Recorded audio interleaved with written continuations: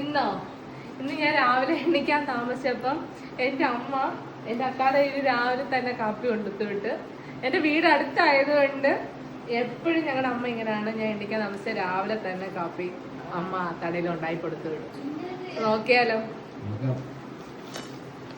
നല്ല ഇടിയപ്പം വാഴയിലക്കകത്ത് പൊതിഞ്ഞ് നല്ല ഇടിയപ്പം. അമ്മമാരുടെ സ്നേഹം ഒരിക്കലും നമ്മൾ മക്കൾ എത്ര വളർന്നാലും അമ്മമാര് നമ്മളെന്തെങ്കിലും എണ്ണിക്കാനോ ഉറങ്ങി എണ്ണിക്കാനോ താമസിച്ചാൽ ഇങ്ങനെയാണ്. അമ്മ എപ്പോഴും ഇങ്ങനെ തടയിൽ എന്തെങ്കിലുമൊക്കെ കൊടുത്തു വിടും.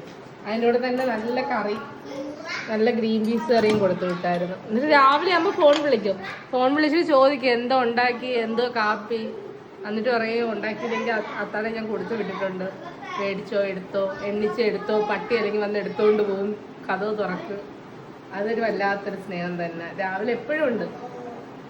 ഇതാണ് ഞങ്ങളൊക്കെ ഇന്നത്തെ ബ്രേക്ക്ഫാസ്റ്റ്, ഇടിയപ്പവും ഗ്രീൻ പീസ് കറിയും. പിന്നെ ഞാൻ ചായ ഇട്ടായിരുന്നു.